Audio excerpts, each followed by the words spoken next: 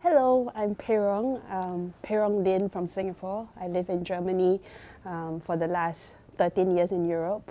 I'm the Deputy Secretary General of the World Evangelical Alliance. I'm responsible for operations.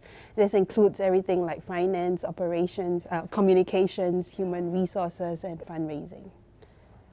As a senior leader of the WEA, World Evangelical Alliance, and as a woman, there is something that what makes my heart sing would be that women are actually being noticed today.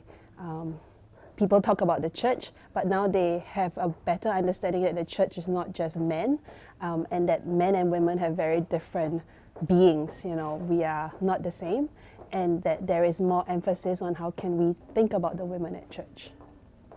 Do I ever feel awkward in meetings as a young woman in global evangelical meetings? All the time.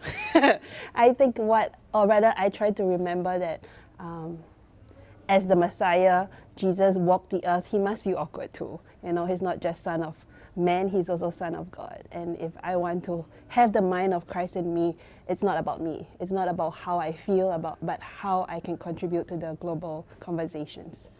What needs to change in leadership structures? I think first to understand that men and women are different. How a man and a woman contributes will be different as well. For example, in networking, it's important to not think of networking as just a thing, you know, and have time, but it's the whole family involved, it's the whole other people involved, or thinking even in networking, do we care about the fact that when women connect, they may not, this whole Billy Graham rule of having, you know, not just connecting with a man alone can hinder women in such occasions. So how do we think about women needing to network and to think about the kingdom of God as the primary baseline level of thinking about where we need to meet together?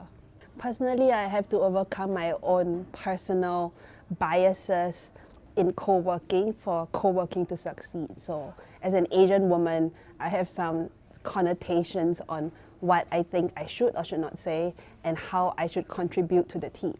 And in many ways, I have learned to not let that be the only color in the way I contribute to a conversation, but to think about the fact that what my perspectives are also important. My role is not just to bring tea, but also to share with people what I think about certain issues. So that's, I think, something that I have learned to do. So in a nutshell, I learned to open my mouth more. I learned to exert myself more and learn to say what things I think are good and bad.